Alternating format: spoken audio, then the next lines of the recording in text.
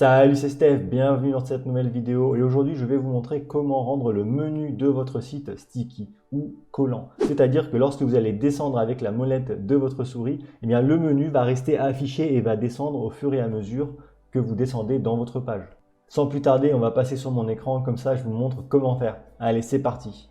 Alors on se retrouve sur mon site de démo et pour mettre le menu en sticky, on va aller dans Apparence, Personnaliser. Alors moi j'utilise le thème Cadence comme vous pouvez le voir ici, mais ça fonctionne à peu près de la même façon pour les autres thèmes. Donc vous allez dans Header et ici vous avez une option Sticky Header. Donc on arrive ici avec plusieurs options. Dans un premier temps le menu sur PC et ici pour le menu sur mobile.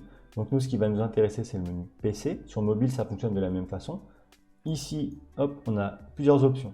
Donc comme vous pouvez le voir ici en bas comment ça fonctionne. On a plusieurs lignes sur le header. On a la top row, la main row et la bottom row. On a 3 lignes. Et donc, vous pouvez choisir soit de rendre tout le menu, tout le header sticky, ou alors définir certaines lignes comme sticky. Par exemple, si je choisis tout le header ici, voilà. Comme vous pouvez le voir, lorsque je descends ensuite avec la molette, eh bien, le menu est affiché. Ensuite, on peut choisir l'option Enable Reveal Sticky on Scroll Up. Comment ça fonctionne? On va l'activer. Et en fait, comme vous pouvez le voir, quand je descends, le menu n'est pas affiché. Par contre, dès que je remonte, le menu s'affiche. Je peux descendre le plus bas possible et dès que je commence à peine à remonter, le menu va s'afficher. Voilà, ça c'est aussi une alternative que vous avez. Et vous avez d'autres alternatives. Par exemple, Enable Main Row Shrinking. C'est-à-dire que là, lorsqu'on va descendre, regardez, le menu se rétrécit. Et quand on arrive tout en haut, il reprend la taille normale. Ça peut être intéressant aussi, ça fait un petit effet.